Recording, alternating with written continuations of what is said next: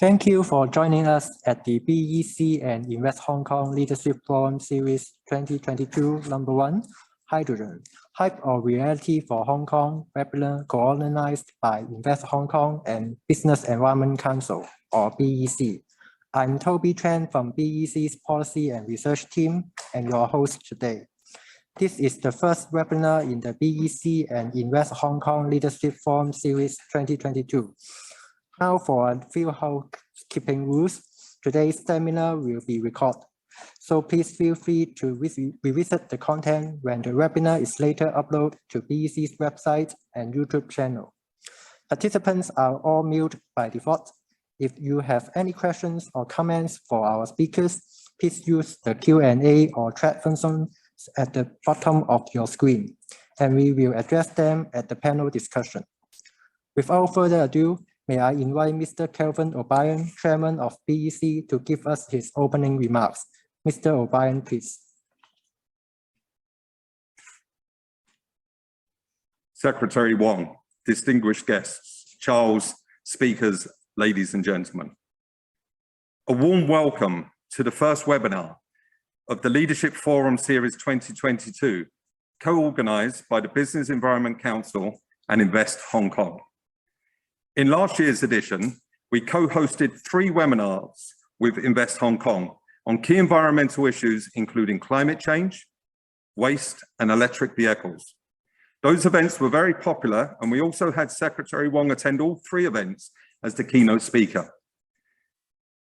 2022 marks the 30th anniversary of the Business Environmental Council.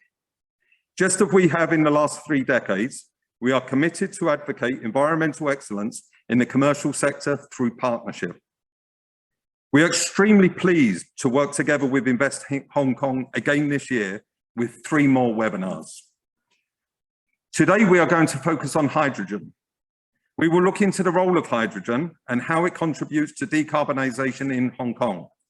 We have invited knowledgeable speakers to talk about hydrogen's trends and developments, the available hydrogen solutions, and its application in Hong Kong.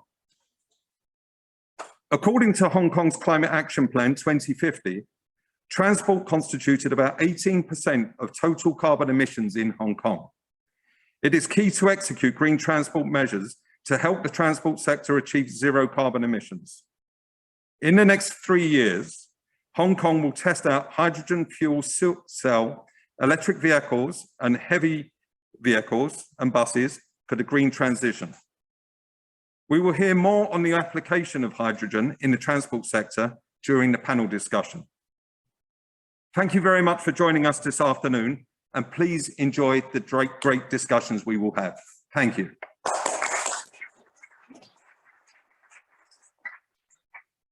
Thank you, Mr. O'Brien. May I also invite Mr. Charles Ng, Associate Director General of Investment Promotion, Invest Hong Kong, for a welcoming note. Thank you.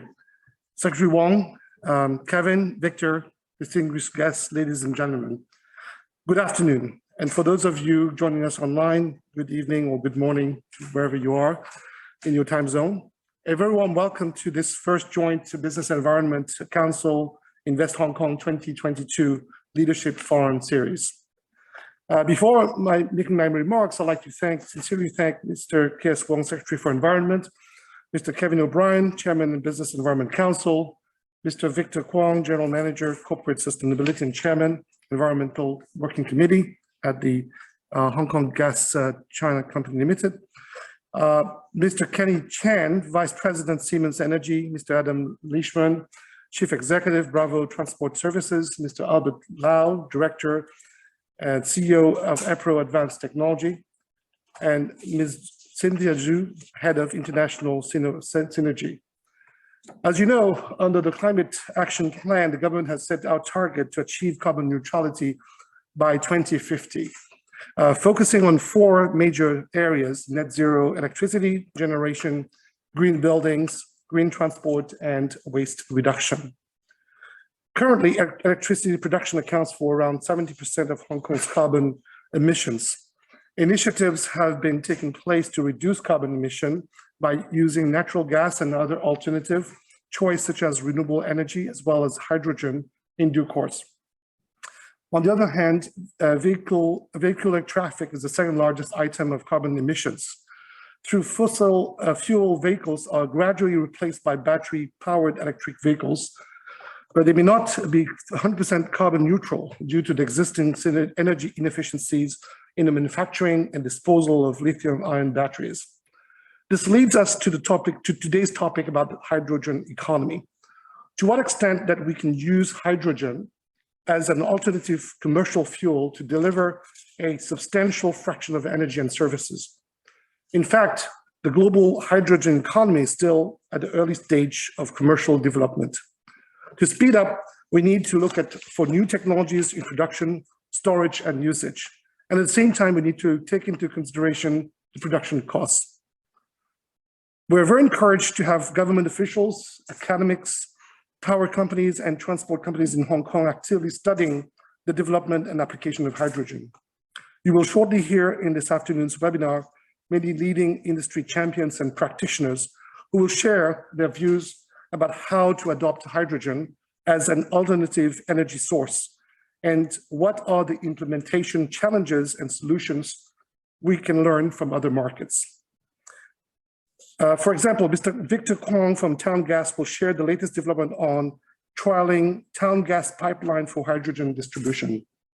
Mr. Kenny Chan from Siemens Energy will share different global case studies about using hydrogen for electricity generation and different forms of hydrogen transportation. Mr. Adam Leishman from Bravo will share the challenges and opportunities of hydrogen fuel cell vehicles. And besides, we'll also have a panel discussion to look at new carrier of hydrogen and learn from the use of hydrogen fuel cell for bus operation in the mainland.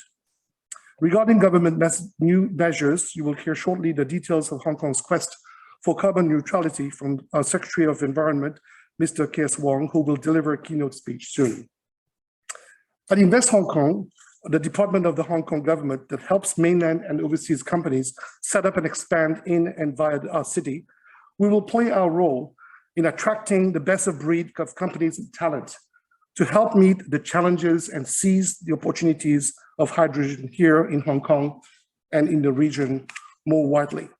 At the same time, adding economic benefit and job creation.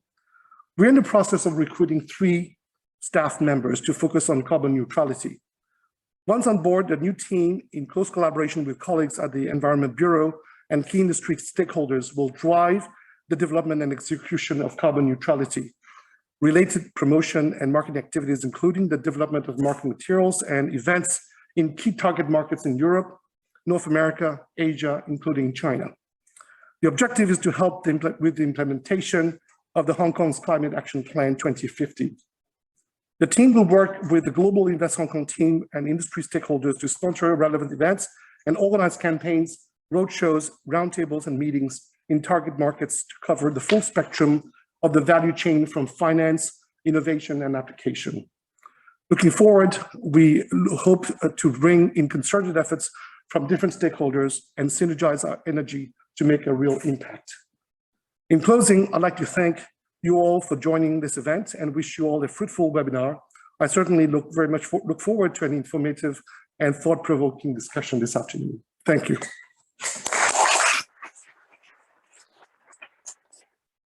Thank you, Mr. Ng. To kickstart the webinar, please welcome Mr. Rick Kong, General Manager, Corporate Sustainability and Chairman, Environmental Working Committee, the Hong Kong and China Gas Company Limited, or Town Gas Board, to share with us his experiences on low-carbon hydrogen for Hong Kong. Yes, thanks for the invitation from BEC, and I'm glad back to BEC again. Some may understand that in the past, I'm also one of the director of BEC. So today, the topic is about hydrogen development, especially related to town gas. And I think recently there's a lot of people still wondering whether hydrogen will work as energy storage. So this is Elon Musk just about 2 weeks ago. He's still talking about hydrogen is the most something it's possible for this kind of energy storage. And I think about years ago, when we talk about hydrogen, he talked a hydrogen fuel cell. So it makes no sense at all. And also he mentioned that, well, say in the past, about 95% of hydrogen is from cracking of hydrocarbon. So when you crack the hydrocarbon is still using the feedstock of hydrocarbon. And also the efficiency of your electrolysis is very poor.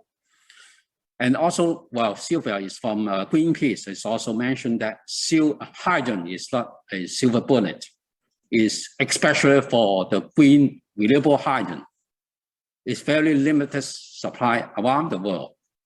So last year, Harvard and Stanford, well, they have carried out another research, mentioned that, well, when they have measured the carbon footprint from blue hydrogen, and actually it is, they think that is hydrogen is, well, when you make the blue hydrogen, actually is 20% worse for than direct burning of methane. So still around the world, that many people still think that hydrogen, well, it is really a good source of energy. So today I'm in the coming few minutes, 10 or 15 minutes, I'm sharing something is my view about that. So this is actually many people around the world think that, well, hydrogen is a Swiss Army knife. So from here, there's a lot of different applications. Major is one is chemical processing, power system, like for example, I think some power plant, they are, well, say in future, they would like to use hydrogen for their fuel source. And even some generator will be hydrogen ready. Another heat, land transport, and also aviation fuel, etc. So there's a lot of different kind of application. But I think in Hong Kong perspective, so I think look at the middle ones is something is called high priority application, where electricity cannot reach. So if you have, well, say for example, wind, solar, etc. If you have the renewable energy, I think it's better that you direct use it in other than convert to hydrogen. It will certainly be some energy loss. But there's certain kind of application that, well, like airplane. Well, is there any electric airplane? Like something about steel making, you still need the hydrogen for burning, the hot temperature, etc. Like seasonal storage, if you want to store your energy from, say, 1 month, 2 months, half a year, etc. Hydrogen will be the most appropriate application. So at the right-hand side, you see that, well, a lot of international bodies like the IEA or the ARENA, the renewable energy, etc.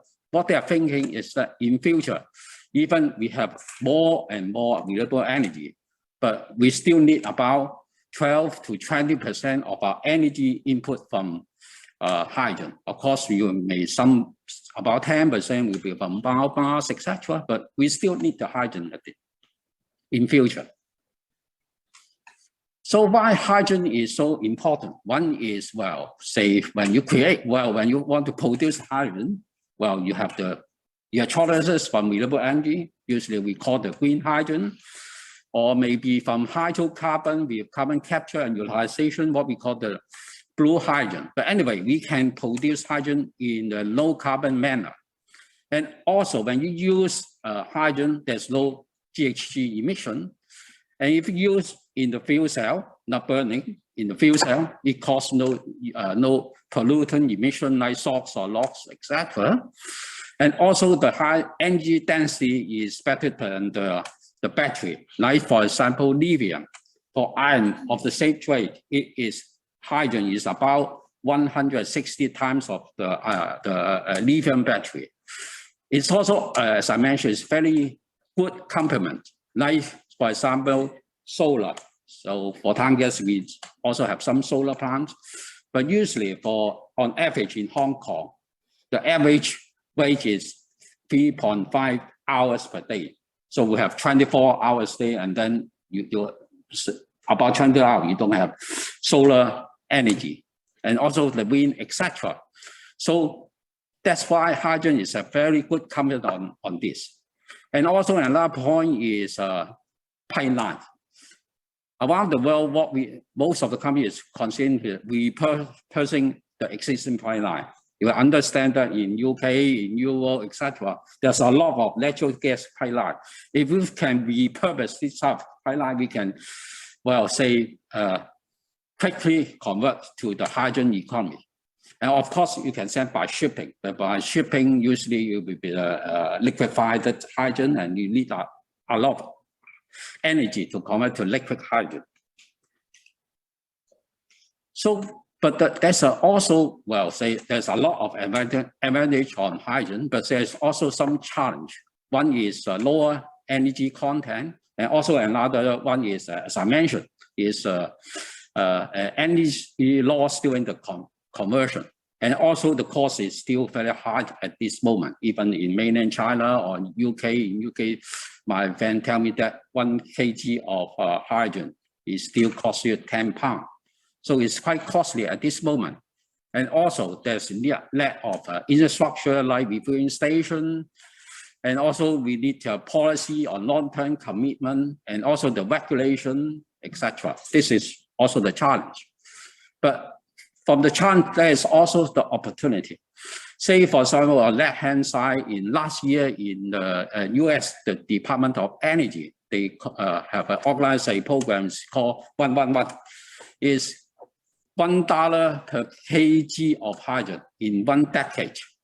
So they hope that by 2030, they can reduce the hydrogen cost by about 80% to just $1. So if you think of $1 per kg of hydrogen, it will be quite comparable to the cost of natural gas today. And also there's a lot of research and development around the world to lower the cost. So this one is, Daniel is from France. They have a past experience in the past 15 years. For the cost of fuel cell, it reduced by 30 times. The efficiency increased by 15 times. And also the lifetime, just the expression of fuel cell, the lifetime increased by 50 times. So you mentioned in just 50 years, there's a lot of advancement. But you say another 50 years, what is the future about that?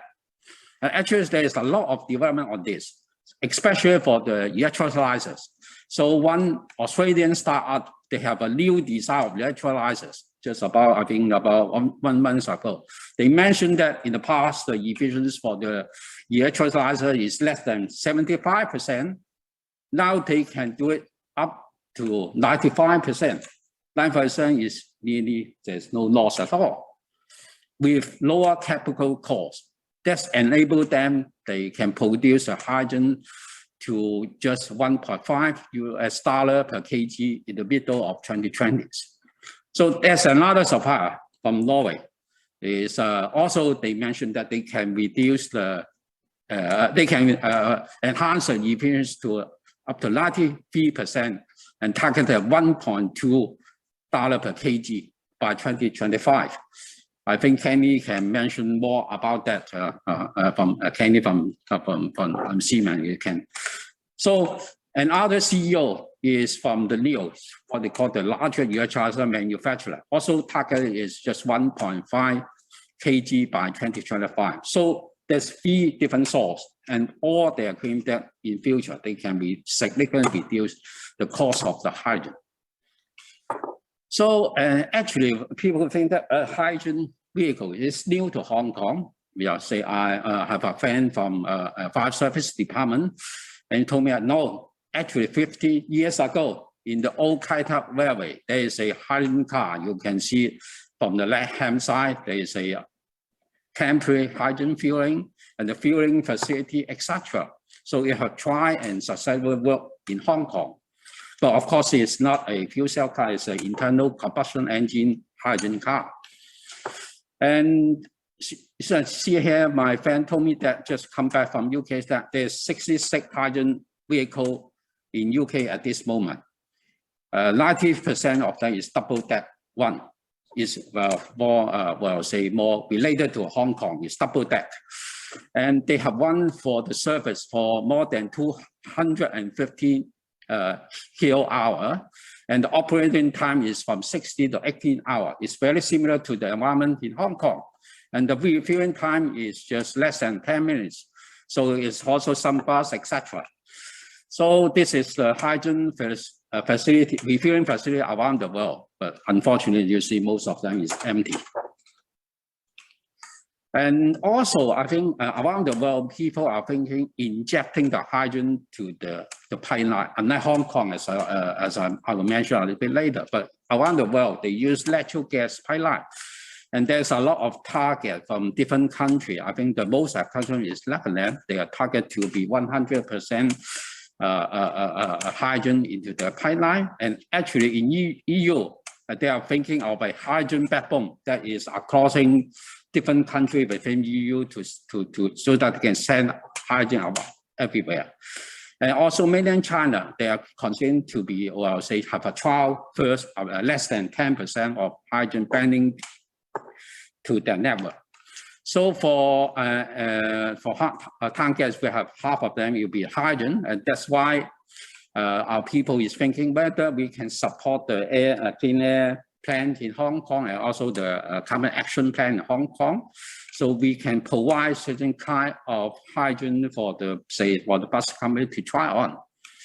So this is the design of this. It's very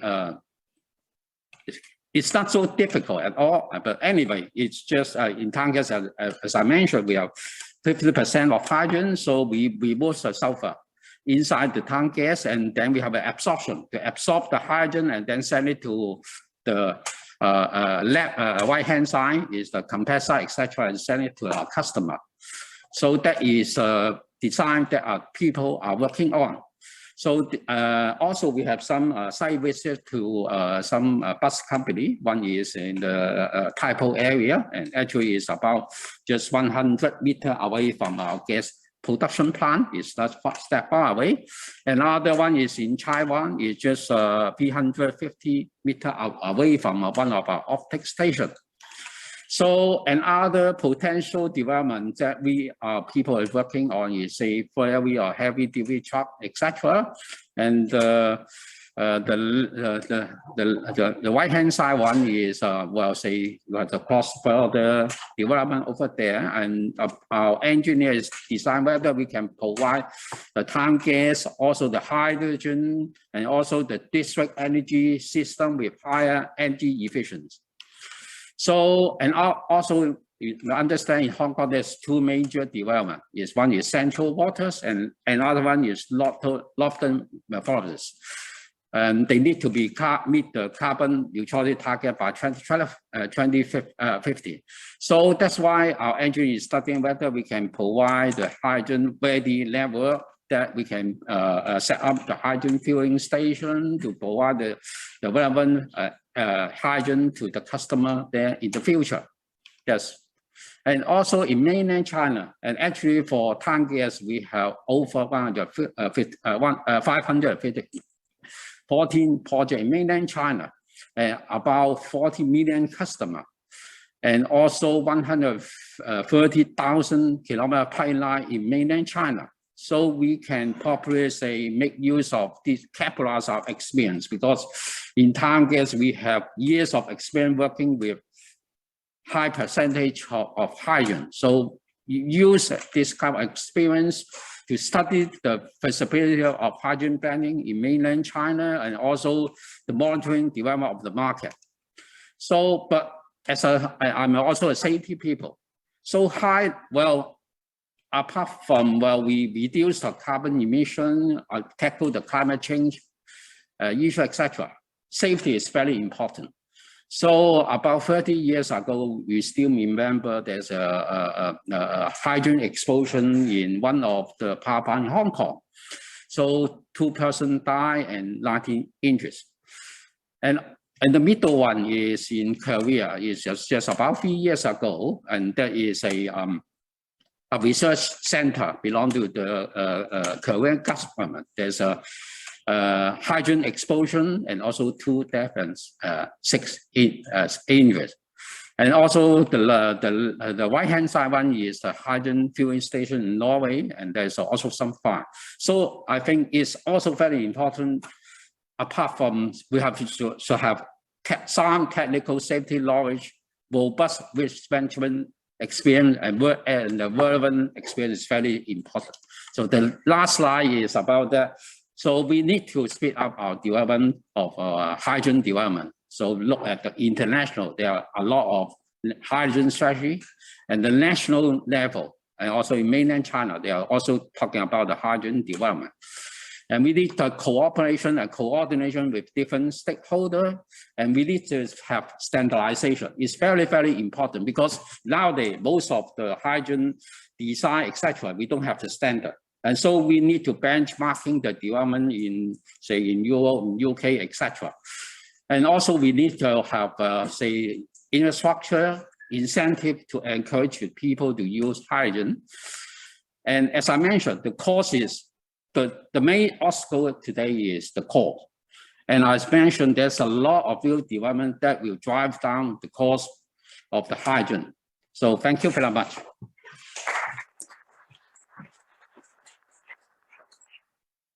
Thank you, Mr. Kwong. Up next, we have Mr. Kenny Tran, Vice President of Siemens Energy, who will share with us green hydrogen solution for decarbonization. Mr. Tran, please. Okay, thank you, Victor. First of all, thank you, BEC and Invest Hong Kong for inviting us for joining this meaningful event. So I believe everybody inside the room in the world, we understand the challenges we have for the let's say the climate change problem we have in front of us. And then refer to the, I want to show you this slide. It's among all these carbon emission industry, actually from 55% of the carbon emission is coming from the commercial sector, like transportation, renewables, building industry. But 40% of the carbon emission is from the power. But when we look at the, let's say the share of renewable in this sector, then we will realize the renewable in other sector is only 8%. But in power sector, we are talking about 22% in average. So that come to our idea, actually, we are more easy to implement the renewable solution in the power sector. In that sense, if we have this concept of sector coupling, when we invest more renewable into the power sector and move the energy resources to other industry, then basically we can efficiently reduce the carbon emission overall. So if you refer to the graph, actually this has a concept is when the electricity is produced by renewable, of course we will directly use it in the grid. But somehow the renewable is intermittent. Intermittent, that means we have to have a means to store up the energy and reuse it in other industry, like agriculture and transportation, whatever. And hydrogen will be a very important criteria for this one. So to conclude, actually, we of course, in the meantime, we need to change the power generation field from coal to natural gas, what we are doing also in Hong Kong. But in the future, we will need to utilize hydrogen as a power-to-X solutions to direct the source to the other industry. And in this process, we need the efficient energy management, energy efficiency, and process decarbonization. So this map show a general view for hydrogen is a key enabler for decarbonization. So as I said, the renewable will be used directly in the grid, but somehow this power is intermittent, and then we need to store it as a hydrogen liquefied, and then we use it in the other industry segment. And as Victor also mentioned, we have gray, green, and blue hydrogen right in the market right now. And green hydrogen, I would say we will still have a long way to go because we are looking at a massive deployment of renewable projects to drive this green hydrogen in an effective cost level. So this map has summarized the overall the landscape for gray, blue, green, and cyan hydrogen, and how they are going to deploy it into the other segment. So in the next one, I will introduce some clean hydrogen solution, which is already commercialized in the world. We know that we have 3 major technologies for hydrogen production on clean hydrogen. And basically they are alkali, PEM, and SOE. PEM means photon exchange membrane. And PEM is more, let's say, the circulating medium. They are using the water as a basis, and the operating temperature is ranging from room temperature to 80 degrees. And it's more proven commercial plan compared to the other method, which is also agreed by the EU. And when we are talking about the special, let's say, characteristic for PEM, normally the response time is around 5 seconds to 1 minute. That is the reason why it can be used easily interconnected into the power grid, because the power grid is very transient. If you have a, let's say, response time around 10 minutes, it's hard to connect such an equipment into the power grid. And on the cost side, I think it's still a long way to go to $1 US per kilogram, as analyzed by the US. But in the long run, in our company level, we see that by 2030, for this PEM technology, the overall price will be reached about around €3 per kilogram. But it also depends on the deployment of the renewable energy. Because if you see the green segment of this bar chart, actually the power cost is really a high percentage of those. And if we can reduce the power cost by using renewable energy worldwide, actually we can drive the cost of hydrogen into a very low level. And this is an overall outlook of PEM electrolyzer, what it looks like. And the design, the good point of this design is the modular type. Basically, they can use it as a battery and combine into several modules to generate different projects of different megawatt size.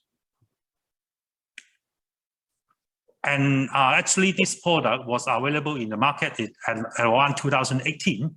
And we are going to scale it up to 2023. We will have the slicer 300 plant up to 100 megawatt. And this is the basic engineering in the background. And I would like to show the basic visual diagram for typical electrolyzed power solutions. And we have, of course, the transformer to transfer the renewable energy into the electrolyzers.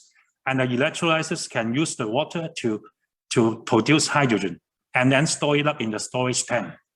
And the output of this plant will be basically treated and then compressed and traveled by the infrastructure to the pipeline. We do have some Lighthouse projects worldwide. I have summarized 2 of them to show to the audience. We have a European flagship project, which is in cooperation with the Urban. There we have a 6 megawatt slicer 300, where we will produce 1,200 Newton meters clean hydrogen per hour. That will be basically used for the steel manufacturing. And then in the old days, for steel manufacturing, they will use the carbon. So we are replacing that with the clean hydrogen. And this is even a more, let's say, I would say, interesting project, Haoli, which is in Chile. And somehow we are using the wind resources there. They have a very good wind resources over there in Chile. And then the wind resources will basically transfer to energy and then go to hydrogen. But this hydrogen cannot be transferred elsewhere in the world. And somehow the project will use the carbon capture technology to combine the carbon with the hydrogen and use it as a hydrocarbon thing. And then in this form, it can transport to other areas and other countries for use with Porsche or with car, with vehicle and other use. So this concept is basically we have a carbon circulation system. When we collect the carbon from the environment, then we will mix it with the hydrogen and release to the environment again. But all the overall cycle will be carbon neutral. And this project in the first phase, we are talking about 750,000 liters, and it will ultimately go to a higher level in 2030. And nowadays, actually, for generation, basically, we have already some power plants which are burning hydrogen, but it's not 100%.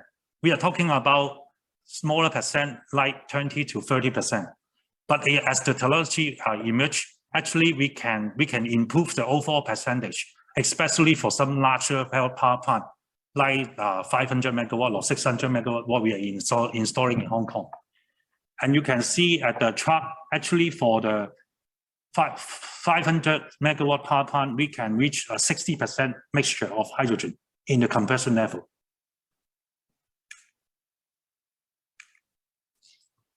And this is an example in France that we have the high fixed power project. That basically the renewable resources will be used to generate hydrogen by electrolyzers, and then they go into the small power plant, and ultimately the power will be used as transmission power and also the heat energy.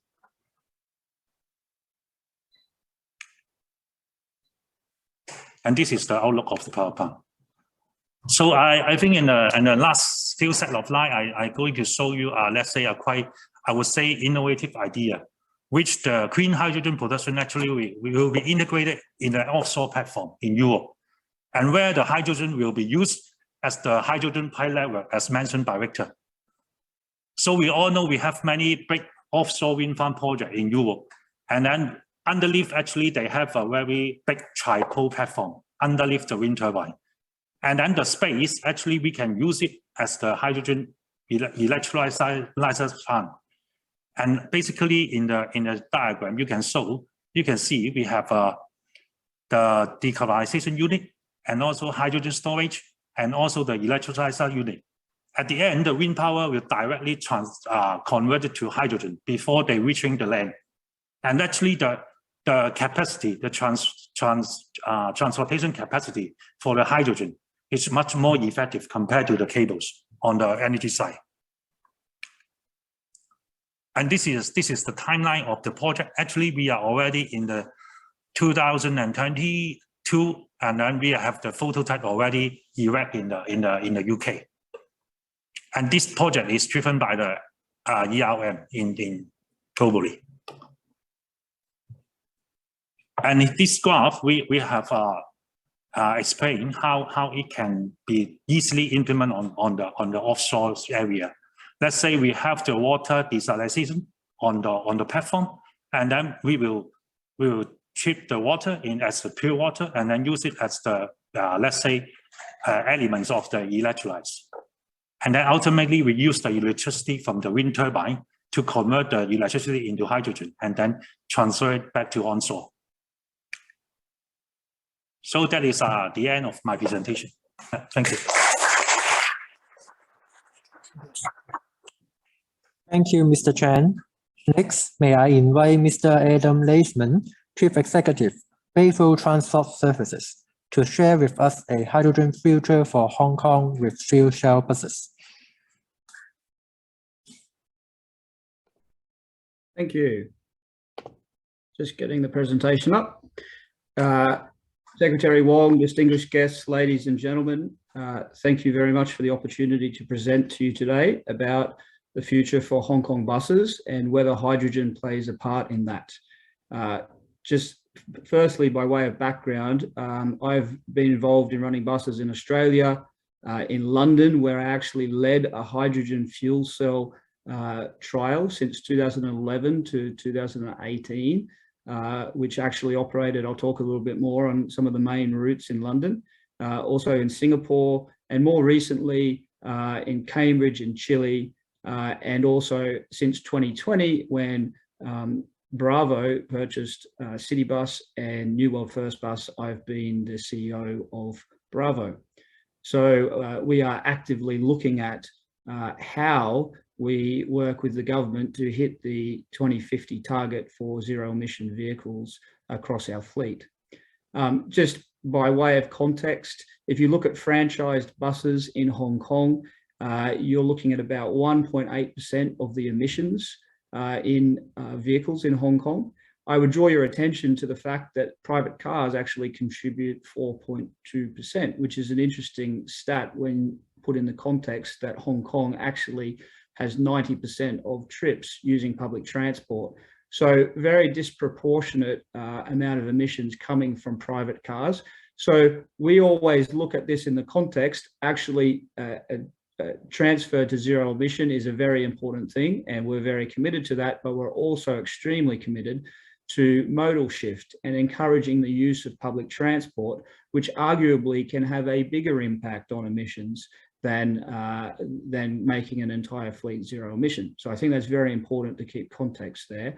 Obviously, there is a lot of momentum at the moment towards hydrogen in Hong Kong, and we've been very involved in that, very pleased with the policy address last October, where the government was committing to hydrogen bus trials.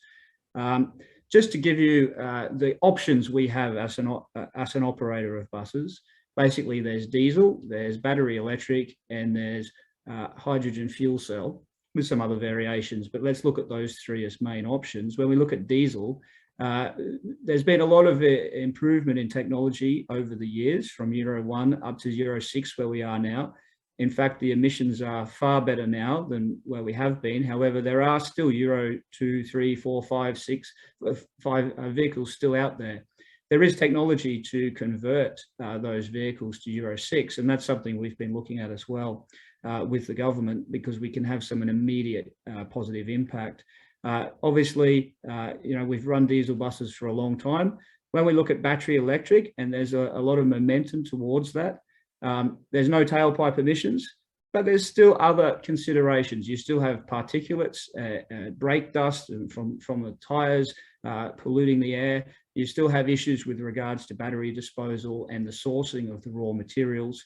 And from an operational perspective, one of the biggest challenges we have is the range of electric buses, battery electric buses, just do not hit the same range as diesel, which leads to the need in most cases to have more buses, which obviously from a commercial perspective makes it very challenging. If you look at London and the battery electric buses brought into the system there's been a 20% increase in the number of vehicles like for like. And I think Hong Kong will face even more challenges with the topography, the climate, etc. So then when you look at hydrogen fuel cell, actually it's an electric bus. It's operated by electric motors, but the source of the energy is not coming from the battery. It's coming from the hydrogen on the vehicle going through the fuel cell and creating the power on the bus while it's being driven. This also has zero emission. Well, the emission is water. But also similar to battery electric, it's the source is a key consideration. And as the previous speakers have alluded to, it's a very early stage in the development of the industry. However, one of the big benefits of hydrogen fuel cell buses over battery electric buses is the range is much more similar to diesel. So from a like-for-like perspective, you can almost replace diesel buses with hydrogen fuel cell buses. So from an operating mindset, a commercial perspective, that's a very positive thing. However, as alluded to earlier, the cost of hydrogen and the infrastructure in place at the moment is prohibitive. So then that's just a screen comparing those three options. So as we move to the target of 2050 zero emission, hydrogen, we believe, is a key critical part of the narrative. We have been actively looking at battery electric, and we in fact just launched Hong Kong's very first double-deck battery electric bus in April, where the chief executive came to launch, and Secretary Wong. And we are developing at this stage what we believe will be Hong Kong's first double-deck hydrogen fuel cell bus, which should be with us in a few months. So we're actively looking at these options, but we think it's very early days for Hong Kong, and we need to make sure we get this right, because one of the worst outcomes is if we're moving 1 million people a day, Citybus and New World, and obviously KMB is moving more people as well. If there's a compromise to the operations and people are discouraged from using public transport and go back to private motor vehicles, we are not solving the problem, we're making it worse. And particularly with the context I gave you earlier, with the emissions coming from cars far disproportionately higher than buses. So we need to make sure as we transition, we get it right. And I like to use the phrase, hasten slowly. So we're very keen to do trials and tests, and we've been working with various industry players to help set up the right systems and infrastructure. And the government, I must commend, has been very proactive, particularly since we started talking to them last year about hydrogen fuel cell as a very real possibility we need to explore. But what I'm saying is there's a long journey, and if you look at examples around the world of electric buses and hydrogen fuel cell buses, there's lots of challenges. Take, for example, a few weeks ago in Paris, there were 2 explosions of battery electric buses, and 150 buses were taken out of service. We don't want that to happen in Hong Kong. So we need to get this right, and that's what we're committed to doing. When you look at Hong Kong, I think it's a very unique environment for us to overcome. It's very hilly, obviously very hot. Everyone's aware of that. That puts a lot of strain on the energy consumption of our vehicles, particularly with high air conditioning requirements, demanding environment, and overlaying that, the limited land supply means it's very hard to build more depots if we need more vehicles, and obviously the cost implication of that. There's obviously very high passenger demand, with 90% of trips using public transport. In fact, that ranks Hong Kong #1 in the world for cities. And there's very high frequency buses. So operating 16, 18 hours a day, if we need to go and charge vehicles during the day, obviously that means we need more vehicles to go into service. So the appeal of hydrogen fuel cell buses is very, very tangible, because we think that they can overcome a lot of these challenges I've just outlaid in Hong Kong. And if you look at some of those things, when you compare battery electric with hydrogen electric, operational reliability, as I just mentioned, I think hydrogen fuel cell is superior. There's a funding gap in both of them compared to diesel, obviously, with the emerging technology. There's actually a lot of hidden costs as well. Disposal of batteries for battery electric, extra property if you need to have more buses. The sourcing of green energy is difficult and will take time. And as we've heard, particularly with hydrogen, it's a very premature period to be using as an end user at this point in Hong Kong. And of course, there's safety issues. A lot of battery electric buses have fire issues. It's very hard to put out fires, and there's been some problems there. There's a perception of the risks around hydrogen as well, and Victor touched on that a bit earlier. In our experience in London, we operated that trial for almost 10 years, and it was very safe, and a lot of the technology around cylinders and tunnels is advancing rapidly.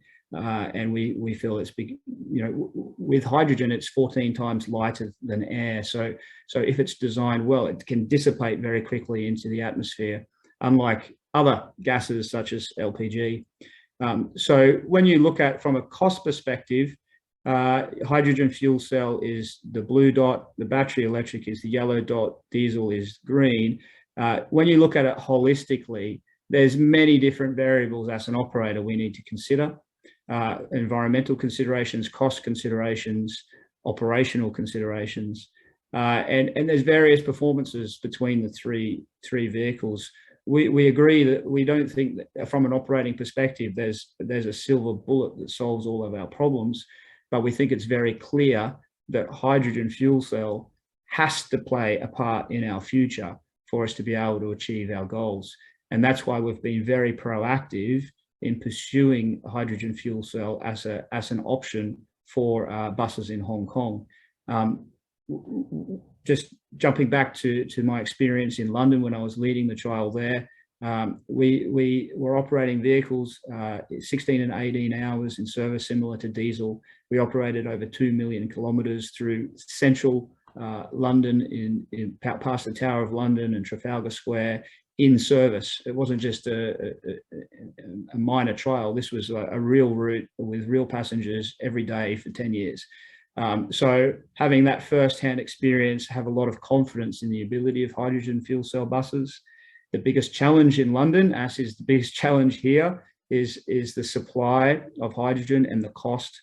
However, I'm absolutely confident that if we can overcome those challenges, these vehicles are very viable options for the future and to be able to help achieve the goals that have been outlined by the Hong Kong government. Just quick timelines on what we've been doing with battery electric and hydrogen. Both battery electric double deck and hydrogen fuel cell double deck by the end of this year should be, we should have a prototype of each in operation in Hong Kong, and we will be starting to see the performance and how things are progressing there. We're working very closely with the government on both of these initiatives. We call it Mission Zero at Bravo. We don't have all the answers at this point, but we know we need to start finding some of those answers. And we think these are the two viable options at this point in time to hit the targets required. However, we have some big challenges, obviously. The distribution network is non-existent at this point, although there's lots of discussions going on with Victor and others. The supply channel of green hydrogen obviously is a big issue. We need to do a lot more trials and tests, and that's what we're committed to doing, to getting information to make sure we don't compromise the operations in any way whatsoever, because it's our operations to the functioning of Hong Kong society are critical, and we need to make sure we get this right the first go. And then obviously there's a huge funding gap issue as well, not just the extra cost of the vehicles and the extra cost of the fuel, but also the hidden costs that I mentioned before. So we need to be innovative in how we can potentially solve some of those funding gaps. I've been advocating for some time, potentially applying the MTR model with property and real estate and transport to the bus industry as well. And that's something where ongoing discussions. Finally, in wrapping up the presentation, Bravo Transport is committed to Mission Zero. In fact, we announced at our double-deck electric bus launch last month with the chief executive that our target is to make our fleet zero emission by 2045, 5 years ahead of the government's target for all vehicles. But initially, and working closely with the government, once again, we want to try to convert the existing fleet that are not Euro 6 to bring them to Euro 6 standards, because we think there's an immediate win. We want to commit to trialing and testing the zero emission buses as I outlined, and then implementing. But then, of course, not forgetting, as I said at the very start, the importance of public transport and getting that in the mindset as the first choice of transport, and getting mode shift out of cars into buses, so that we can work together to achieve these outcomes. So thank you very much for listening.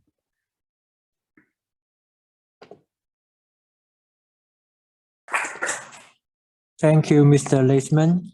Today, we are very honored to have Secretary for the Environment, Mr. K.S. Wong, to give us a keynote speech on Hong Kong's quest for carbon neutrality, hydrogen's role. Secretary Wong, please.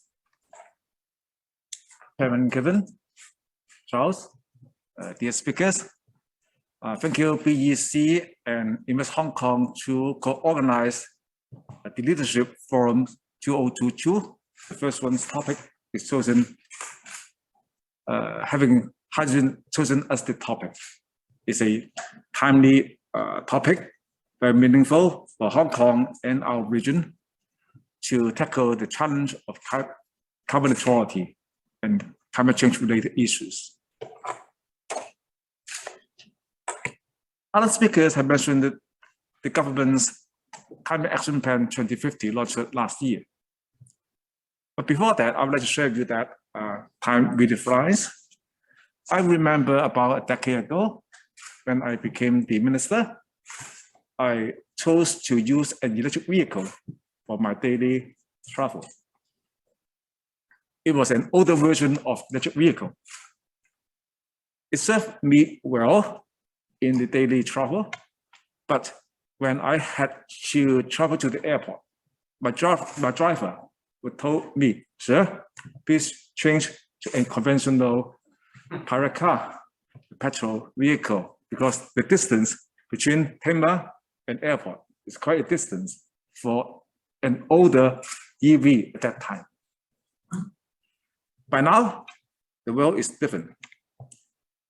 Say for this year, in the first quarter, every 2 new pirate cars in Hong Kong, one is EV, the highest ratio in Asia. Certainly, as mentioned by other speakers, now we are having a clearer target. It's about climate change that many economies, including Hong Kong, set a target is that before 2050, Hong Kong strive to achieve carbon neutrality. We are having about 20-30 years. And as mentioned in the climate action plan, there are at least 2 major local carbon emission sources: electricity generation and consumption, and transport. And these 2 areas are closely related to the potential of hydrogen, particularly green hydrogen. It's challenging, but since the target is very clear, the timeline is limited. We have to be innovative and work together. This graph shows our pathway. Hong Kong reached the peak in 2014. And we set a new midterm target is before 2035 to reduce the total carbon emissions by half, using 2005 as the base year. And before 2050, we have to meet the mission zero, carbon neutrality. Mentioned earlier, that it's not only the climate action plan, but also the other related roadmap, including the roadmap on popularization of electric vehicles. As said, the popularization of private cars in Hong Kong is pretty good, okay? 50% in the first quarter this year, and in a month, okay? It's even having a higher ratio. But the challenge is not only about private cars, but also commercial vehicles, including buses. And as mentioned by other speakers, about 95% of the franchise buses are double-decker buses. That is really a challenge. So in our climate action plan, we highlighted what are the local challenges that I would like to recap some of them. The cost of decarbonisation. Now we'd like to enjoy better air quality, decarbonisation, but we have to understand the reality that we have to deal with the cost issue in the transformation process. How we can optimize the use of cost, good investment for Hong Kong and our Earth. We also have the space constraints in Hong Kong. It stands, okay? Then how to accommodate the new infrastructure could be challenging. We need technology breakthrough. Okay, so many speakers are technical guys that are sharing the pros and cons and challenges ahead. We also need good people, talent, okay? And there are also opportunities about having the threats and crisis, okay? So we are having the green finance, green economy, promoting technology and innovation. And we are going to have the new development areas, Northern Metropolis, etc., that we have the aspiration to make them the carbon neutral communities. So there are new land and need relevant infrastructures to help us to transform. To be focused, that I would like to highlight 2 areas. One is that, as mentioned by Charles, that we are having 4 key components for Hong Kong to go towards carbon neutrality. One is the net zero electricity generation. We set the target is that by our midterm target, that is by or around 2035, 60 to 70% of our electricity generations should be zero carbon sources. So hydrogen in particular green hydrogen, must be one of our considerations. So I'm glad to see that the local power companies have been working with the international companies to consider and test out the mixing of the hydrogen in our current gas plant. And that could be incrementally increased to a higher ratio. That will help Hong Kong to have to diversify the source of the zero carbon electricity sources for Hong Kong, because while we are ramping up the renewable energy applications, but there will be certain limit. We understand the local constraint. So we have to diversify and explore different options for us to clean our electricity generation. And also under the box that regional collaboration is very important. Hong Kong and other Greater Bay Area cities have to work together. And as mentioned by other speakers, China, mainland China, is one of the investors in the world on hydrogen industry. And for southern China, Foshan, and also Shenzhen are also being the major hub on hydrogen in mainland China. So through closer regional collaboration, so we can get the advantage, we hope. The other aspect is about the green transport. As shown in the Climate Action Plan 2050, we made a commitment is within 3 years. In Hong Kong, we like to see both hydrogen buses, buses, and also hydrogen commercial vehicles. So already mentioned by the speaker, the first ever hydrogen double-decker buses should be in Hong Kong this year. Okay, that is ahead of the original approach. At the same time, we are working with the trade on hydrogen commercial vehicles. So we'd like to seize the opportunity within a few years. We'd like to try out different green transport, because we made a commitment is that within 3 years, we'd like to strengthen our EV roadmap that is more on the commercial vehicles. We have a clearer timeline on private vehicles. That is to ban the new sales of private cars in 2035 or even earlier. But we need more time to work with trade so that we can gain more experience on battery e-commercial vehicles and also even hydrogen fuel cell vehicles within a few years, so that we can further fine-tune our roadmap on the green transport in Hong Kong. Here, we see the list of the local challenges that we have to consider all these together on the electricity generation and also green transport. The participation for all is very important. And the EV roadmap also highlight a few key areas. One highlight is about the task force.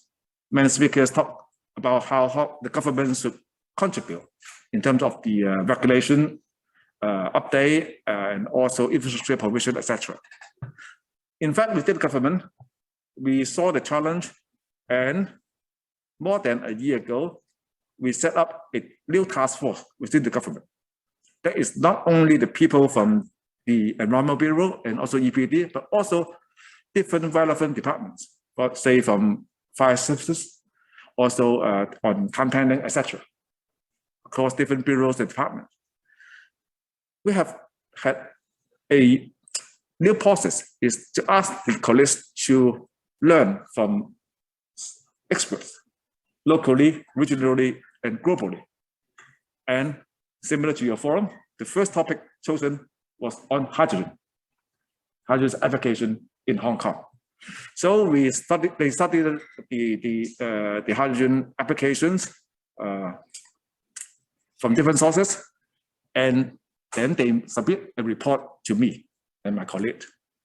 And then we have had the confidence to roll in our roadmap the new target. That is the 3 years to try out the hydrogen buses and commercial vehicles. That was the process happened in a year ago. And I expect a similar process would be handled by the task force on other emerging and innovative technologies in Hong Kong, so that we can, within the government, to understand the technology challenges and then getting better prepared on regulation, update, infrastructure planning, etc. The other thing that I would like to highlight is the Green Tech Fund. We also need to support and work with the trade on to welcome the innovation and technology. So about a year ago, we set up the Green Tech Fund. At that time, it was 200 million. And now with the latest budget, that additional fund injected into the Green Tech Fund.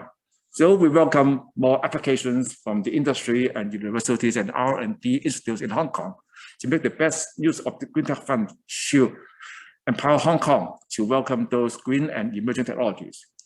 In the first round of applications that was approved, more than 10 applicants, 4 of them were related to hydrogen. So somehow it indicated that the investment in hydrogen would be relevant to Hong Kong. And the other thing I would like to highlight that we are also having a revamped structure within the government. From the highest level steering committee chaired by the chief executive, we set aside a climate budget, 240 billion on climate adaptation and mitigation measures in the next 15 to 20 years. We are also going to set up a new office on climate change and carbon neutrality. Within that office, there will be a commissioner, a Junjun, that would be assigned on climate change and carbon neutrality within the government, that he or she would coordinate and also work with trade and the business sector.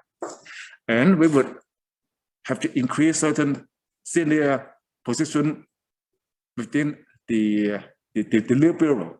So in the Legislative Council, we would make a submission. So I hope that trade will support that.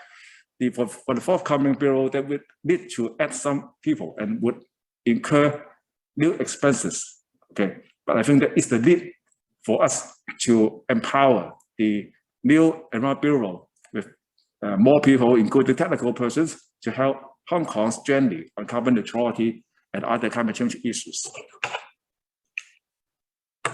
Okay, I think that we have also already covered that we are going to have more zero carbon energy sources, and hydrogen should play a role.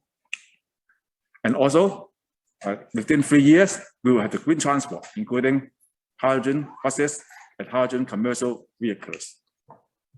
This is the EV roadmap. On the commercial vehicle part, that would be very important and critical in the forthcoming few years.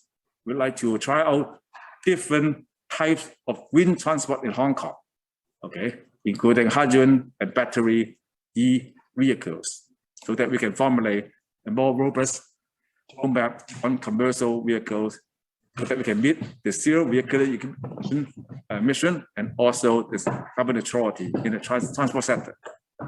As mentioned earlier, China, including Shenzhen, have published their respective roadmap, okay, for short, medium to long term on hydrogen. So we would like to work closely with the Greater Bay Area cities on the transformation.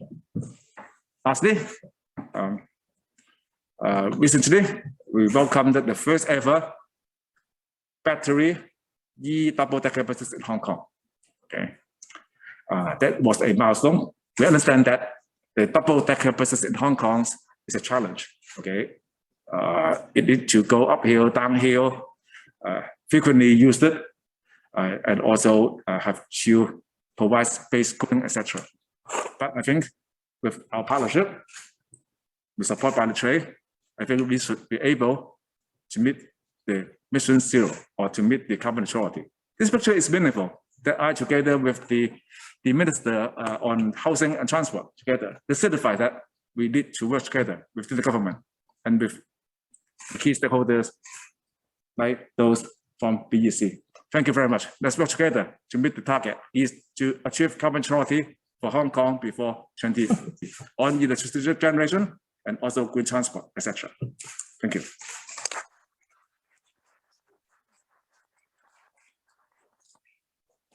Thank you, Secretary Wong. Now let's move on to the panel discussion that will focus on hydrogen for transport.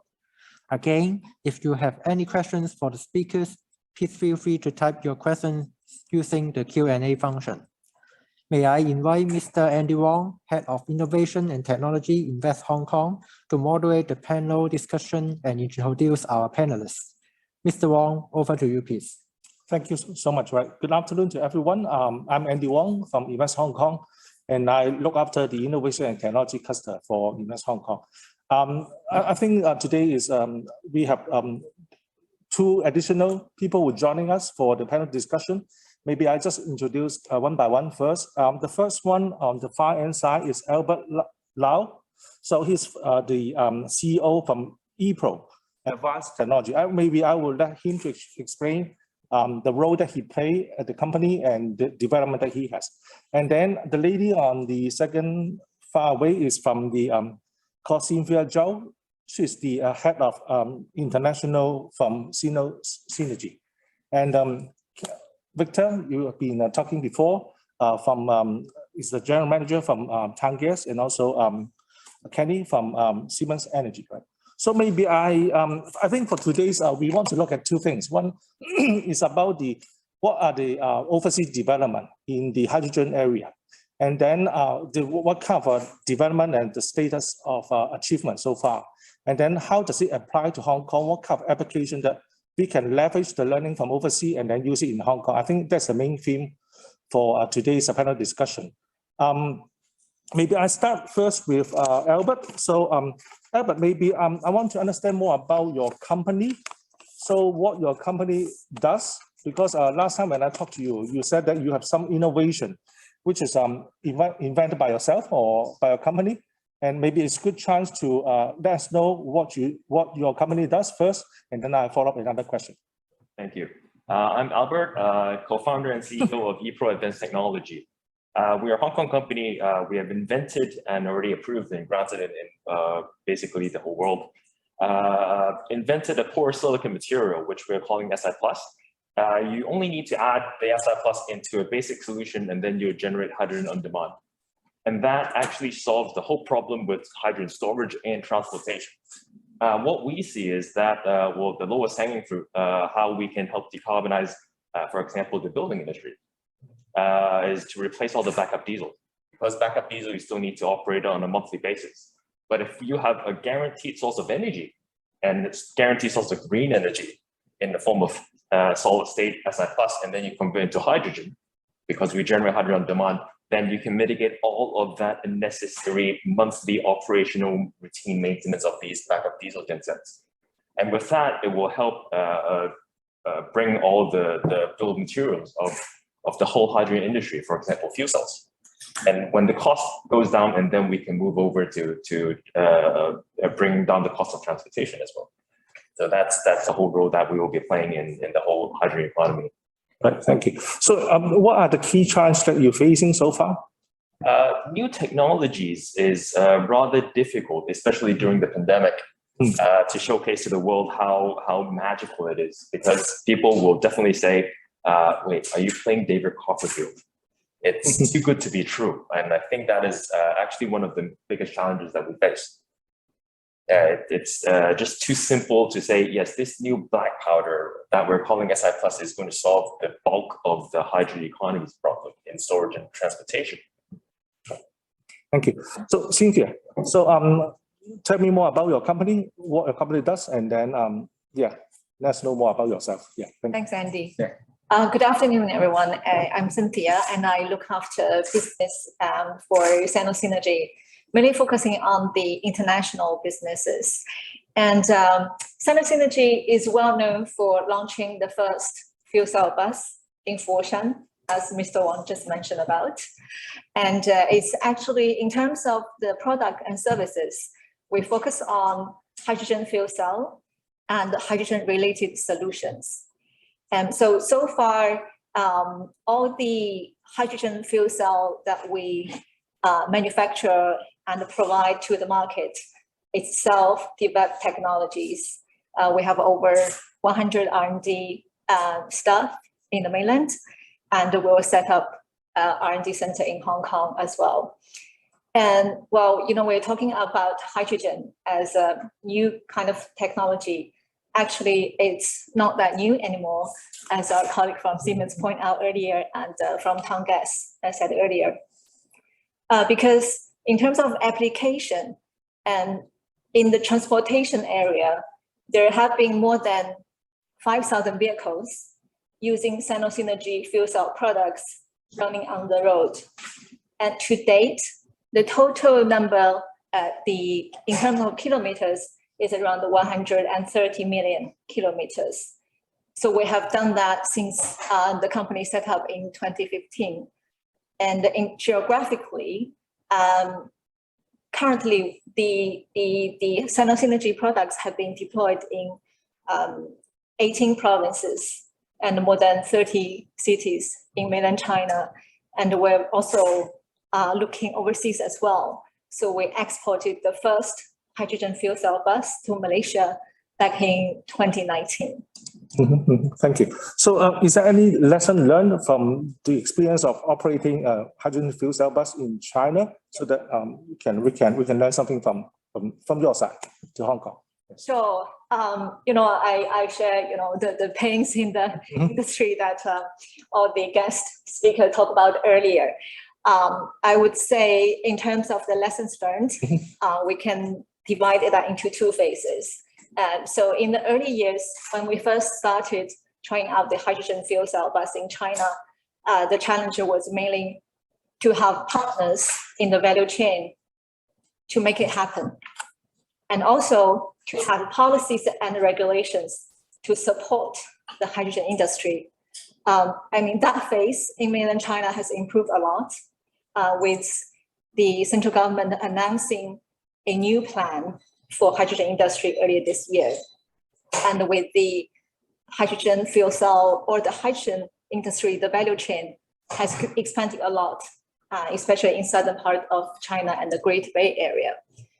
Now in the second phase, that the challenge we're facing now, especially in the last couple of years, is that first of all, the application of hydrogen fuel cell or hydrogen technology has been more and more diversified. So previously, we're more focusing on the transportation, but more and more, very often, it has been expanded to community or electricity generation. So now the challenge becomes, as the industry leader or, the manufacturer, how do we keep up that development? And the second challenge, lesson learned, is that we have to continue building on the production capability as well, because in the world, like in Europe and in South Korea, in Japan, all the manufacturers, they're expanding their productivity because they're expecting there will be a boom in the hydrogen industry worldwide. Thank you, Cynthia. So maybe I move on to Victor. So as I understand, last time we spoke, right? So Tran Gas have 3,600 kilometers pipelines under the ground. So this is a very valuable asset, right? Yeah. So and I know that you also have some trialing in this pipeline. Can you just talk more about how can you make use of the pipelines for carrying the hydrogen and the kind of the trialing? What's the stage of development? The status, for example. Oh, thank you for your question. I think, what I would say, around the world, the people what we're thinking of is to repurposing the pipeline. Because when you need to build the new hydrogen pipeline, it costs you a lot of money and also a lot of investment. And also it's not so environmental friendly because and the other one is, major problems is, say, around the big city, around the world, say for the underground, usually is very, very congested because when you do some over, when you open do some excavation, etc., it's full of power cable, water, communication cable, etc. So it's very, very hard for you to find some space to have a new pipeline. That's why around the world, what they are all thinking is at this moment, because around the world they use natural gas. So they just try to ban some hydrogen into the existing pipeline. So I remember it's about 2 or 3 years ago in UK, in a university, they have done a trial, is say they ban 20% of the green hydrogen to the network and they sell to the existing customer or home loan or etc. And they don't need any modification and or adjustment to the burner, etc. So it is what we call the low hanging fruit because you don't need to do anything, and then you can reduce 20% of your greenhouse gas. So if applied to whole UK, or whole UK using 20% of banning 20% of hydrogen in the network, it could equivalent to, well, say taking 2.5 million of car off the road. So it's for the same situation, you can apply to every part like Europe or even in US. But when you back to Hong Kong, as I mentioned, target is about half, 50% is hydrogen. So actually we are more, when you consider hydrogen aspect, we are more advancing because we are already at a high level around the world. And so can we, well, say increase the percentage? I think we can, but of course we need to carry on some safety analysis, etc. So that is what we are doing at this moment. Another one is, of course, because of our target is still gray hydrogen. So our colleague is thinking of whether, well, we can do some carbon capture and storage to make it to be blue hydrogen, or whether we can say if there's a green hydrogen available, whether we can import it, inject it to our pipeline. So this is a lot of opportunity that we are studying at this moment. Okay, got it. So maybe Kenny, so in your PowerPoint, right, presentation, you mentioned a lot of technologies, a lot of project has been ongoing. So maybe based on your observation in the past few years, what do you see the evolution of the using the hydrogen in terms of production, storage, and transmission? So what do you see about the pace of development so far? Yeah, basically our technology has been, also all the efficiency has been increased quite a lot. In the first version of the electrolyzers, normally the efficiency is only around 50%. But nowadays, actually, they go up to 70 to 75%. And for this ramp up, actually, because we kind of already load the way how to make the electrolyzers more efficient and operate better. And also another area is actually the ramping up of the renewable, because to support the produce of the hydrogen, especially for the clean hydrogen, we need a lot of renewable energies. Otherwise, you can't drive actually the clean hydrogen cost down to the reasonable levels. So also in my presentation formally, I would say a key element of the hydrogen cost will be the energy from the renewables as we reduce. And the scale up of this kind of project is very important. Yeah. Got it. When we look at Hong Kong, right? So how do you see the use of hydrogen as a source for electricity generation? The kind of development so far in Hong Kong. I would say it's actually quite difficult to get a, let's say, guaranteed source of hydrogen worldwide in the meantime. Technologies wise, we have the power plant. We can burn certain percentage of hydrogen already. But in the long run, we are going to improve the portion of it. In the old days, we can burn 20 to 30%. But actually, in next few years, we can already go up to 50 to 60% already. But how to get the source of clean hydrogen into the let's say generation process, which is quite far more important compared to the technology. Yeah. So maybe the next round, I just want to focus more on the future. So maybe I start with Albert. So what do you see the evolution of a hydrogen economy in the future in Hong Kong or maybe worldwide? I think the lowest hanging fruit is to use hydrogen as the source of guaranteed energy, or in our case, because we do a solid state hydrogen. Replace all the backup diesel gen sets, and that's where the easiest way to mitigate or take away the necessary CO2 emitted from burning fossil fuels. that's the initial step. And even for us, we are actually going to launch our systems in Europe, which is backed by European Bank for these initial orders. We're discussing with another company in Hong Kong, where we're going to help decarbonize the construction industries as well. So when we move towards just replacing diesel gensets, that's the initial move. And then when the whole technology is proven and everyone feels that, yes, this is actually safe, have all the necessary public policies, rules and regulations in place, and then we can actually move into other regions within the whole hydrogen economy, for example, transportation. Because right now, hydrogen refueling stations, it's still a public a misconception in the sense that it's rather dangerous. If you talk to the different regulatory departments, they'll say, oh, it will be very difficult to transport hydrogen through the tunnels or the bridges in Hong Kong because of Hong Kong's geographical locations.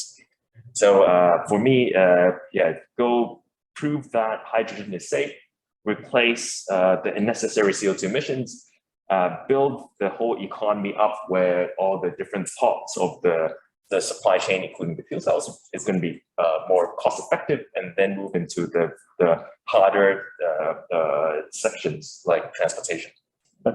Positive. Maybe Cynthia. So talk about the hydrogen-driven kind of vehicles, right? So how do you see the evolution globally and also in Hong Kong? And also what kind of industry collaboration may happen in order to drive it move further?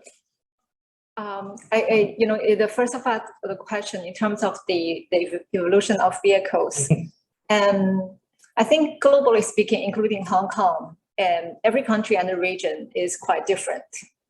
You know, we shared about the characteristics of Hong Kong. So every country and every region is taking their own steps to evolve in the hydrogen fuel cell vehicles field.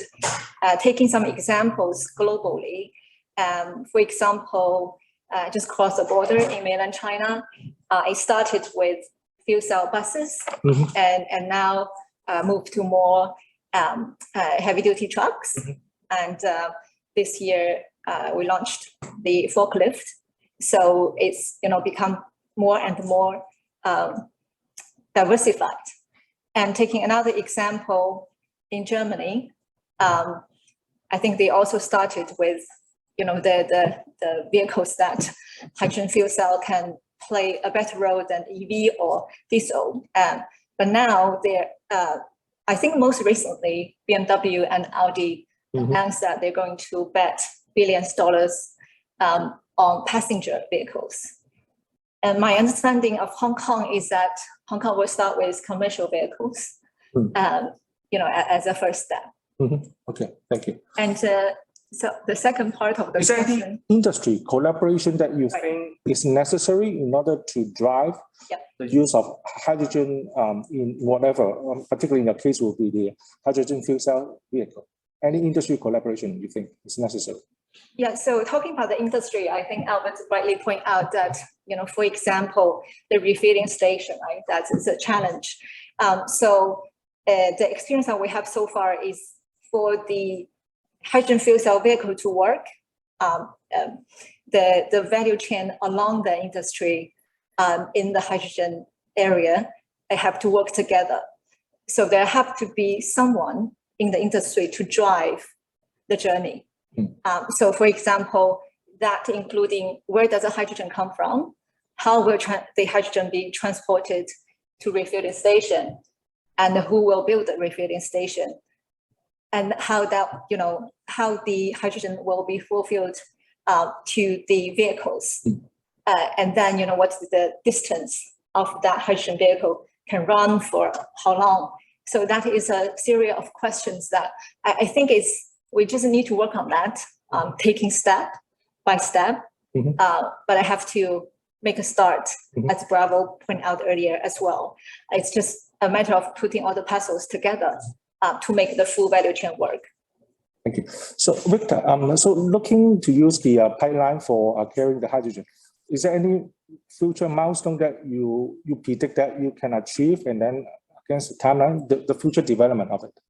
I think for the as I mentioned, for the pipeline for using a high percentage hydrogen, so I think that is very promising. Of course, we need to carry out, as I mentioned, safety is very important. So we need to carry out some risk assessment, etc. But in the long run, the major obstacle at this moment is still the source of, say, green hydrogen. Kenya mentioned about Chile. Yeah, is it possible that we got say the green hydrogen from Chile, or some will talking about Australia, Middle East, etc. So the source of hydrogen is very important. I think all the countries around the world, they are trying to source this kind of hydrogen coming to Hong Kong. Of course, some will, apart from hydrogen, some will talk about the side product like green ammonia. I think some power plant is also planning, say in Japan, they are also planning using ammonia in their power plant, and some byproduct is methanol, and some shipping may probably use methanol, etc. So it is also some potential area that we can think about in future. Okay, thank you. Similar to Siemens, what do you see about the future of using hydrogen in terms of generation? Yeah, as I mentioned, actually, for generation side, the technology is already there. I believe the challenges we have is really, as mentioned by Victor, the source of the green one, the green hydrogen. Okay, which is really carbon neutral. And then in the future, the development of renewable is compulsory and indispensable. We need to ramp up the renewables and then make use of the, let's say, think about the logistics of the hydrogen around the world, because the renewable resources is not everywhere. They will only in particular country or particular region. So we need to have the method how to transport this green hydrogen into other area, which cannot produce actually renewable energies. And then we can make use in the application like generation, transportation, and industry, steel manufacturing, etc. Okay.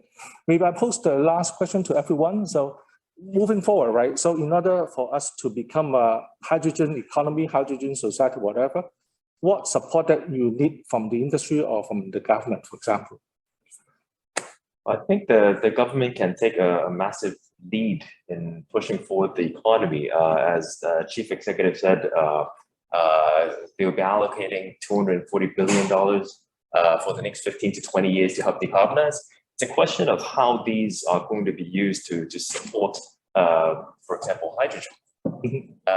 In terms of the new vehicles cost, like it's subsidizing for the current battery EVs, or even subsidizing to per kilogram of hydrogen cost. Without economy of scale, and I think we all acknowledge that right now, hydrogen economy still is in its infancy.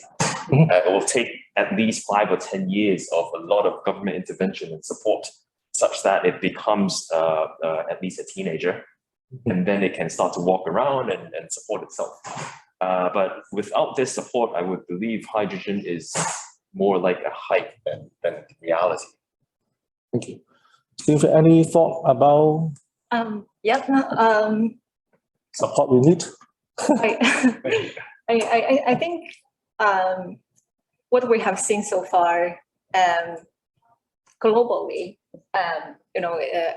according to the Hydrogen Council and the McKinsey, over 90 countries have committed to the zero net zero target, and over 30 countries among those 93, they have their own hydrogen target.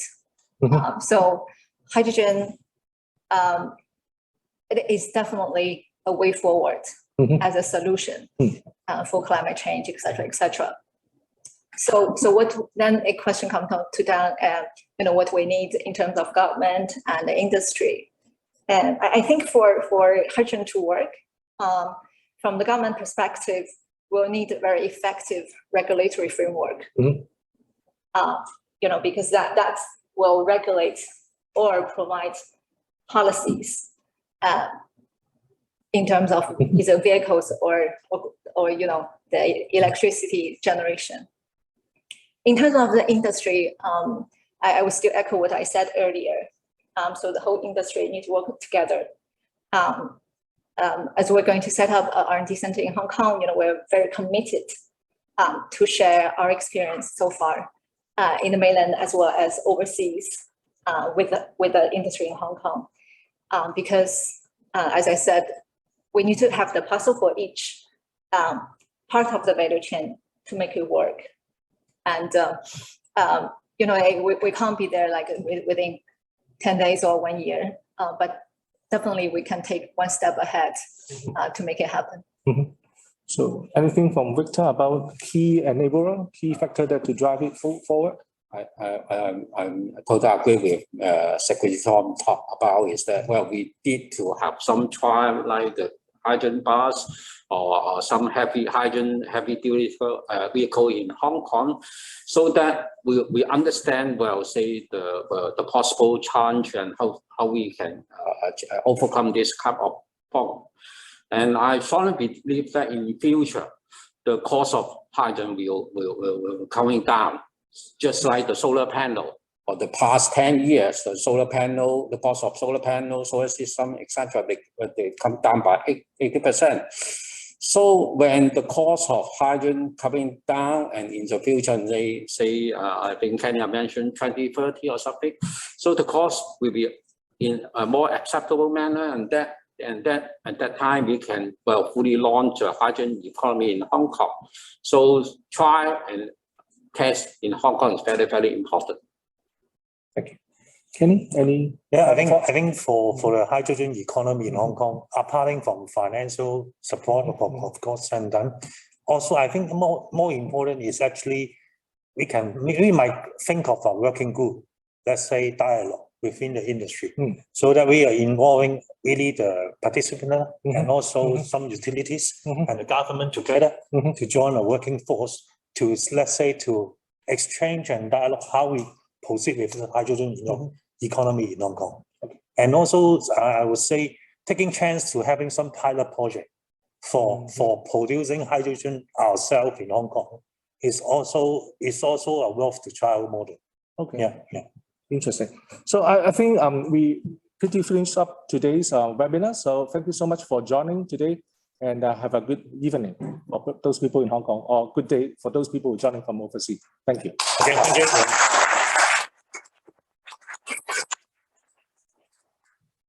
Thank you to our speakers and moderator for the informative sharing. This also concludes the webinar. An event feedback questionnaire will be sent to you after this webinar. Please take a few moments to fill in the form. If you are interested to know more about future BEC events, please follow our social media channels. Thank you again for joining us today, and have a wonderful evening.